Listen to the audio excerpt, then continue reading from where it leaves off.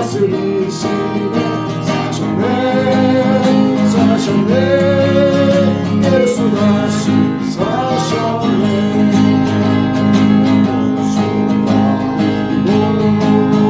무덤에서 살아나셨네. 어둠을 이기시고 나와서 성도와 함께 우리 다스리시네. 사셨네 예수 다시 사셨네. 바다 위로 걸어오시고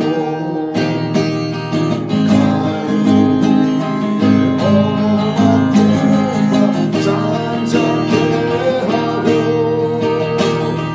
겟세마네 동산에서 우리 위하여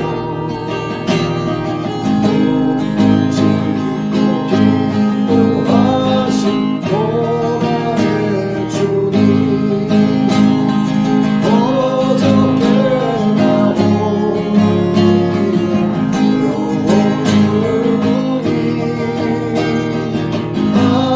한결같은 주 예수께 찬양합니다. 세상 지나도 변할지라도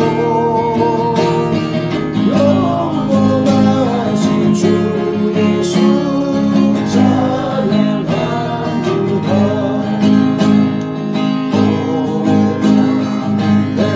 베드로를 용서하시고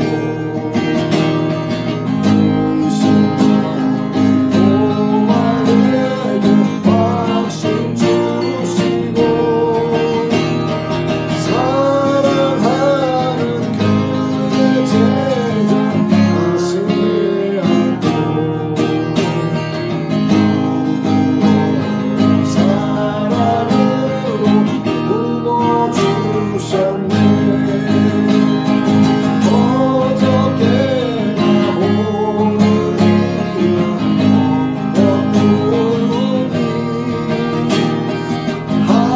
한결같은 주 예수 찬양합니다. 세상 지나도 변할지라도 영원하신 주 예수 찬양합니다.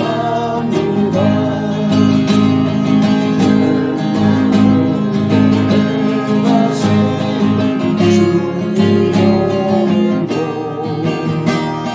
한결같이 우리 곁에 함께 계시고 우리를 영접하여 다시 오실 때 영광의 주 신이 되오리. 어저께나 오늘이라 원무동이 한결같은 주 예수 찬양합니다. 세상 지나도 변할지라도 영원하신 주 예수 찬양합니다. 고린도 후서 1장을 골라주셨고 12절에서 14절 말씀 보겠습니다. 우리가 세상에서 특별히 너희에 대하여 하나님의 거룩함과 진실함으로 행하되 육체의 지혜로 하지 아니하고 하나님의 은혜로 행함은 우리 양심이 증언하는 바니 이것이 우리의 자랑이라. 오직 너희가 읽고 아는 것 외에 우리가 다른 것을 쓰지 아니하노니 너희가 완전히 알기를 내가 바라는 것은 너희가 우리를 부분적으로 알았으나 우리 주 예수의 날에는 너희가 우리의 자랑이 되고 우리가 너희의 자랑이 되는 그것이라. 아멘. 사도 바울이 이 고린도 후서를 기록하게 된 이유를 조금 알아야 될 필요가 있습니다.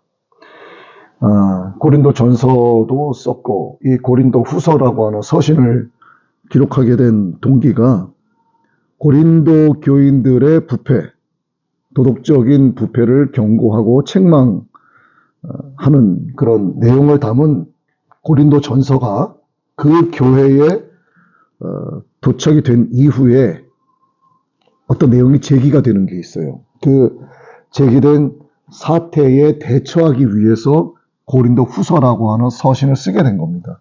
이 첫 번째 서신인 고린도 전서, 이 서신을 받고 대부분의 교인들이 회개를 했습니다.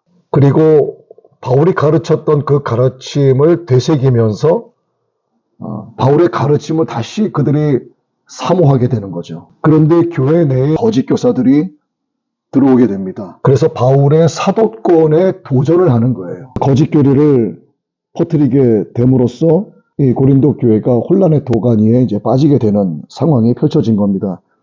그래서 바울이 거짓 교사의 정체를 밝히는 거죠. 그리고 이 고린도 교인들을 다시 세우기 위해서 다시 한번 서신을 보내야 되겠다라고 하는 필요성을 이제 바울이 가지게 된 겁니다. 그래서 고린도 후서가 이제 기록이 됐는데, 그래서 후서 1장의 12절 14절은 전도자가 갖는 책무가 무엇인가에 대해서 가르치고 있는 겁니다. 세상의 지혜를 버리라, 이렇게 지금 간접적으로 이야기하고 있는 거예요. 하나님의 영, 푸니우마라고 합니다. 이 푸니우마, 하나님의 영은 생명의 본질을 가리키죠.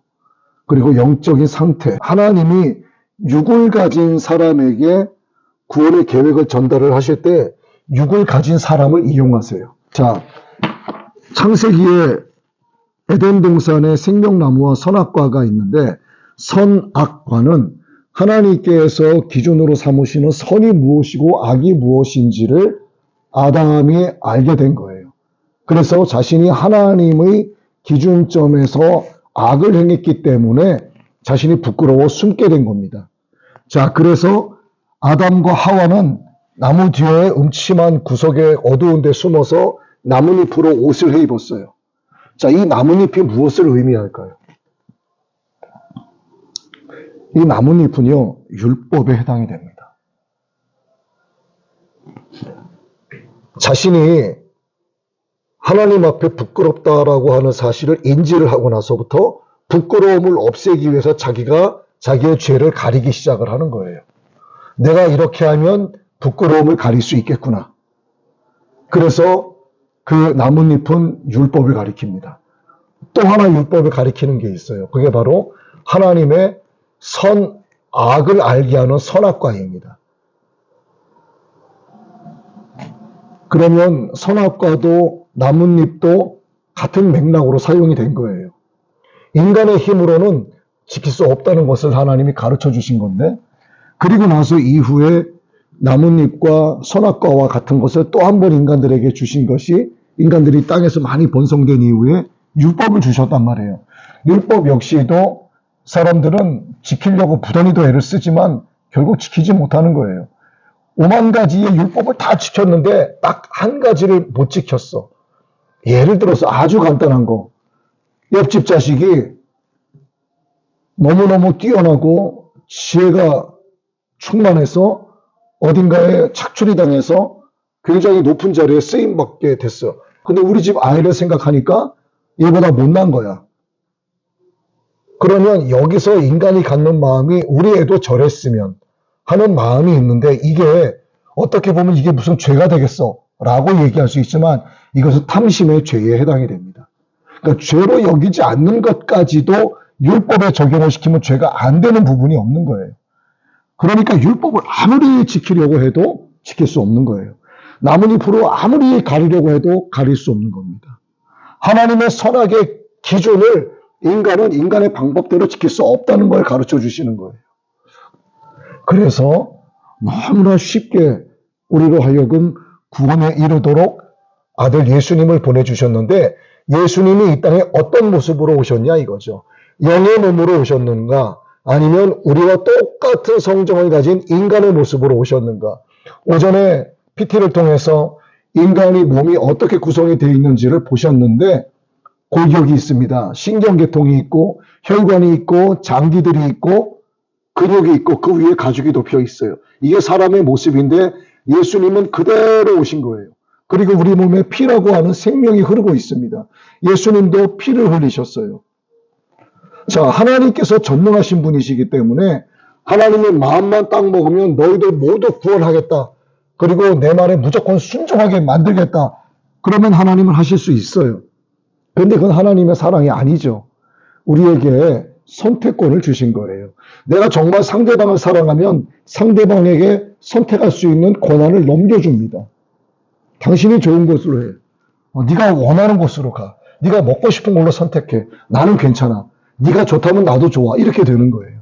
그래서 하나님께서 우리에게 생명을 두시고 사망을 두시고 복을 두시고 저주를 두셨는데 사람들은 대부분이 사망을 선택하고 저주를 선택하는데 이게 인간들의 눈으로 보기에는 굉장히 좋은 거예요. 쾌락이 있고 즐거움이 있고 인간 세상 속에서 만들어진 가치를 누리면 거기에 따르는 만족감이 말도 못하는 겁니다. 왜냐하면 하나님으로부터 칭찬받는 게 아니라 보이는 많은 사람들로부터 칭찬을 받기 때문에 그게 기분이 좋은 거예요. 그래서 계속 그걸 따라가는 거야. 그런데 이것은 사실상 사망이고 저주에 해당이 되는 거야. 그래서 얼마나 많은 사람들이 그 길로 가는지 몰라요. 근데 하나님께서 말씀하시는 생명과 복은 인간들의 눈으로 보기에는 답답한 거예요. 뭔가 억눌려 사는 것 같아. 즐거움도 행복도 쾌락도 아무것도 없어. 절제되는 생활이 너무나 많아. 지켜야 될 것이 너무나 많아. 그러다 보니까 세상 사람들은 참된 크리스찬들을 불쌍하게 여기는 겁니다. 네가 믿고 있는 그 하나님은 나한테 얘기하지 말아요. 나는 바쁘다. 너는 교회 가냐? 나는 바빠. 나는 할 게 많어. 시집집 가야지, 장가 가야지, 사업해야지, 사람 만나야지, 여행 가야지, 먹으러 가야지, 친구 만나야지, 취미생활 해야지, 운동하러 다녀야지. 난 너무너무나 바빠서 나 그거 할 시간 없으니까 나 대신 네가 다 해. 이렇게 되는 거예요. 그러니까 이 좁은 길로 가는 자들은 굉장히 그 수가 적은 겁니다. 하나님이 그렇게 전능하신 분이라서 무조건 순종하게 만들어서 너희들에게 구원을 주겠다. 너희들은 구원 없어. 딱 정해주시면 이들은 무조건 구원받는 거예요. 이들은 어떻게 해도 구원을 못 받아. 근데 하나님은 사랑이시기 때문에 그렇게 안 한 거죠. 그래서 예수님을 육의 몸으로 이 땅에 보내신 거예요. 그래 예수님의 제자들을 세우시고 그들에게 복음을 전하시고 가르쳐 주시고 영의 몸을 입으시고 부활하시고 승천하셨어요. 그리고 나서 제자들도 똑같이 사람이죠. 또 다른 사람들에게 예수님처럼 복음을 전한 거야. 그 복음이 흘러와서 2000여 년이 지난 오늘도 우리는 예수님의 그 복음을 육의 몸의 상태에서 전하고 있는 거예요. 이게 하나님의 방법입니다. 그래서 전도에 미련한 것으로 전하라고 말씀하시는 거예요. 그래서 하나님이 육을 가진 사람에게 구원의 계획을 전달하실 때 육을 가진 사람을 이용하신다는 겁니다. 전파하는 사람이 없이는 복음을 들을 수 없고 또 듣지도 못한 일을 믿을 수 없고 믿지 못하면 구원도 없기 때문이에요. 전하지 않았는데 어떻게 듣고 들리는 말이 없는데 어떻게 귀를 기울이고 기울이지 않았는데 어떻게 구원을 받는가. 보이지 않는 하나님께서 갑자기 짠 하고 나타나시면 온 세상이 뒤집어지겠죠. 하나님 믿지 말라고 해도 그런 게 어딨냐고. 나 하나님 믿을 거라고 안 그러겠습니까? 저 극악무도한 딥스테이 그들도 하나님이 하늘에서 나타나서 내가 천지를 창조한 여호와라. 너희는 이제부터 나를 믿으라 하면 그들이 뒤집어지지 않겠냐고요. 믿는단 말이에요. 그러니까 하나님이 보이지 않으니까 지들이 하나님의 주권적인 영광을 뺏어가는 거야. 얼마나 교만한 자들인지 몰라요. 하나님은 육을 가진 인간들을 통해서 하나님을 전하게 하시는 거예요. 이렇게 복음을 전파하는 전도자를 하나님이 세상 곳곳에 보내시죠. 로마서 10장 14절 15절 말씀 한번 봅니다. 그런즉 그들이 믿지 아니하는 이를 어찌 부르리요? 듣지도 못한 이를 어찌 믿으리요? 전파하는 자가 없이 어찌 들으리요? 보내심을 받지 아니하였으면 어찌 전파하리요. 기록된 바 아름답도다 좋은 소식을 전하는 자들의 발이여 함과 같으니라. 이렇게 하나님이 세상에 전도자들을 계속 보내고 계십니다. 그런데 사람은 본질상 무슨 자녀라고요? 진노의 자녀. 진노의 자녀이기 때문에 완전할 수가 없어요. 어떤 인간이든 다 부족하고 다 못났고 다 흠이 많고 다 정맞아야 되고 다 뭐가 났기 때문에 깎이고 다듬어져야 되는 건데 자신이 정맞아야 된다는 사실도 인식 못하고 자신이 깎여지고 부서져야 한다는 사실을 바라보지 못하는 거예요. 그래서 오히려 그들은 세상에 영향을 입으면서 살아가기가 더 쉬운 거예요. 세상은 하나님의 구원 계획에 의해서 악한 자들도 내버려 두시고 또 성도의 단련을 위해서 끝까지 사탄을 내버려 두시는 거예요. 그래서 온 세상은 악한 자 안에 처하게 되고 전도자가 만일 복음을 전하다가 자칫 실수를 해서 세상의 지혜를 만약에 이용해서 복음을 전하고자 한다면 세상의 지혜는 하나님께서 말씀하시기를 어리석은 것이라고 하셨기 때문에 이것은 하나님께서 기뻐하시는 방법이 아니라는 것을 우리가 알아야 해요. 한번 우리가 한 달에 한 번 하는 그 칼갈이 전도를 생각을 해보자고요. 얼굴도 모르고 이름도 모르는 자들을 거리에 나가 초청을 해서 한 달에 한 번 교회로 오시게 한 뒤에 많은 음식을 준비해서 그들에게 배부르게 먹이고 아주 양질의 음식을 어느 장로님이 또 오셔서 섬겨주신단 말이에요. 그리고 그들이 가정에서 쓰고 있는 것들을 그 전문가가 다 갈아서 사용하기 쉽게 다 만들어주고 그리고 그들이 다 먹고 원하는 바를 다 이루고 난 뒤에 잠시 앉아서 복음이 무엇인가를 예수님이 어떤 분이신가를 전한단 말이에요. 그리고 그들은 돌아가요. 그리고 또 계속 반복해서 합니다. 그런데 오는 분은 없어요. 그래도 계속해야 돼. 그럼 그들이 이렇게 하는 교회를 보고 뭐라고 하겠어요? 야, 그만해. 이렇게 되는 거예요. 아무 성과도 없고 아무런 열매도 없는데 왜 돈 버리고 시간 버리고 그 짓을 하고 있냐. 전도에 미련한 방법으로 하게 되면 사람들은 교회를 향하여 미련하다 이야기하는 거예요. 근데 세상의 지혜를 이용하는 전도도 꽤 많이 있습니다. 이를테면은 좀 재정이 넉넉한 교회에서 사람들을 전도해서 오면 그들에게 막 차비를 주는 거야. 1인당 3만 원씩 오가는 택시비를 다 모든 사람들에게 지급해주고 기념품으로 시가 5만 원 정도 되는 상품을 모든 사람들에게 전해줘. 그러면 예를 들어서 내가 누군가에게 우리 교회 가자라고 했을 때 야, 싫어도 한 번만 가. 교회에서 오는 사람 차비도 다 주고 그리고 5만 원 이상 상당의 아주 좋은 주방기구도 준대. 그거 보고 가는 거예요. 돈 보고 가고 상품 보고 가는 겁니다. 그런데 그렇게 하다가 교회가 그것을 만약에 중단하고 안 한다. 그 전도 되겠어요? 안 되는 겁니다. 아니 저 사람 됐을 땐 주더니 왜 내가 갈 땐 안 줘? 이렇게 바로 말이 나오는 거예요. 이것은 하나님께서 어리석게 보시는 겁니다. 그리고 이거는 돈을 이용하는 것, 세상의 잔꾀를 이용해서 복음을 전하는 것은 사탄이 하는 짓이에요. 그렇게 해서 교회에 정착을 하게 되면 다는 그렇지 않겠지만 대부분들은 교회에 반드시 독이 됩니다. 사람에게 매력적으로 들리고 보일지라도 그것으로 복음을 전할 수 없다는 것을 우리는 알아야 돼요. 그거는 그렇게 하는 것은 전도자의 책무에서 벗어나는 일이고 하나님 보시기에 위배되는 일입니다. 복음 전도자에게 우리 주님께서 명령하신 그 대위임령, 지상명령, 너희는 온 천하에 다니며 만민에게 복음을 전하라고 하신 이 지상명령, 대위임령은 가서 모든 민족을 제자로 삼으라예요. 예수님께서 제자를 세우신 것처럼 너도 가서 제자를 세워라. 제자를 세운다는 것은 하나님의 말씀을 듣게 하고 그들을 가르치고 지키게 하는 것이고 그가 바로 서게 되면 그가 또 다른 곳에 가서 또 다른 사람에게 말씀을 전하고 가르치고 지키게 하는 거예요. 그래서 그도 또 다른 누군가를 제자화하는 겁니다. 이 가르치는 목표점은 그들이 완전히 복음을 알고 순종하게 하는 거예요. 이게 누군가에게 고개를 숙이고 그의 말을 따르는 거는 세 가지 종류가 있어요.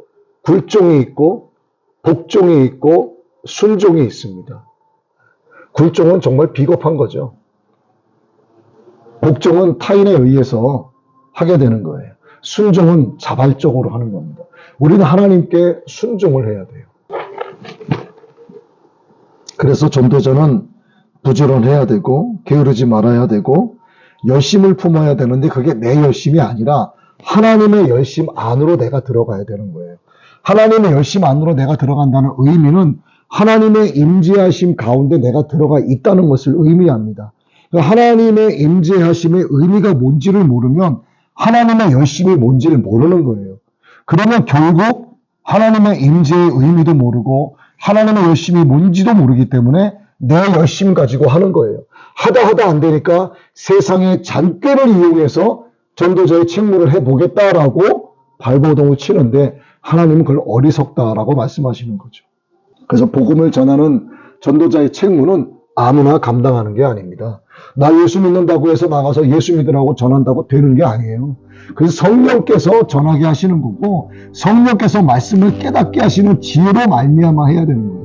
그 지혜가 바로 하나님의 임재 속으로 들어가게 하는 것이고 그 지혜가 하나님의 방법이 무엇인지를 알게 하는 것이고 그 지혜가 바로 하나님께서 기뻐하시는 전도의 방법이라는 거예요. 왜 이렇게 하는가? 여호와 하나님의 그 날을 대비하기 위함이에요. 충성되고 지혜롭게 이렇게 하는 것을 하나님께서 보시면 우리 주님께서 신랑으로 이 땅에 오실 때 무엇이 있는가? 칭찬과 영광이 있는 거예요. 칭찬과 영광.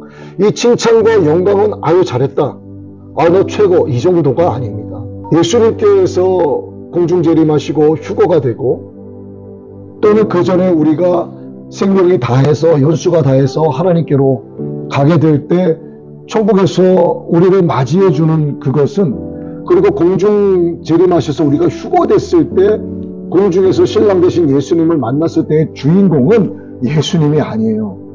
예수님의 신부들이에요. 내가 너희를 영화롭게 하리라 하신 겁니다. 그래서 지금도 예수님을 믿다가 오늘 이 시간에도 만약에 사망한 자가 있다. 그러면 그는 예수님이 영화롭게 하고 있는 중이에요. 그를. 지금은 하늘에서도 영화로운 일들이 계속 일어나고 있는 겁니다. 그리스도인이 그리스도의 신부로서 예수님께 가기 때문에 신랑이 자기의 신부를 맞이하는데 얼마나 즐겁겠어요. 얼마나 기쁘겠어요. 그토록 바라고 소망하던 내 신랑 예수님을 만났는데 얼마나 기쁘겠냐고. 그 천사들이 우리의 주인님 오셨다 그러는 거야. 천사들이 자기가 수종될 자가 이제 온 거예요. 그럼 지금은 육으로 했을 때 천사가 우리의 위에 있지만 우리가 그리스도의 신부가 되어 주님께 가고 하나님께로 가게 되면 천사들은 나의 심부름을 하는 자가 되는 거예요. 그래서 사도 바울이 고린도 교회 성도들에게 복음을 전하고 그들이 사도 바울의 가르침을 그리워하다가 그들 사이에 거짓 교사가 들어와서 그릇된 걸 가르치고 그래서 다시 고린도 후서라고 하는 서신서를 그들에게 보내면서 우리가 전도자의 책무를 올바르게 해야 된다. 너희도 나도 서로를 우리가 조금밖에 알지는 못하지만 예수님의 그날이 이르게 되면 우리가 서로가 서로를 자랑하게 될 것이다. 이 자랑은 결국 우리가 전도자의 책무를 다한 거, 예수 그리스도 또 하나님을 우리가 바르게 알게 된 그 지식, 그래서 우리가 구원을 입게 되고 하나님 나라의 자녀가 되었다라고 하는 그 사실 때문에 우리가 서로가 서로를 자랑하는 예수 그리스도 안에서 그런 기쁨의 충만함이 있을 것이다. 이렇게 이야기하고 있는 거예요. 그래서 우리도 결국은 전도자의 책무에 충성을 다해야 되고 세상의 잔꾀로 전하는 것이 아니라 전도에 미련한 것으로 하나님 보시기에 합당하고 아름다운 것으로 전해야 되는데 그러기 위해서 정리를 하자면 세상 지혜를 버려야 된다는 거, 복음 전파에 항상 힘써야 한다는 거, 여호와 하나님의 그 날에 대비해야 한다는 거, 이것을 오늘 우리가 고린도 후서 1장 12절 14절 말씀에서 주시는 교훈이니까 잘 깨닫게 되기를 바랍니다.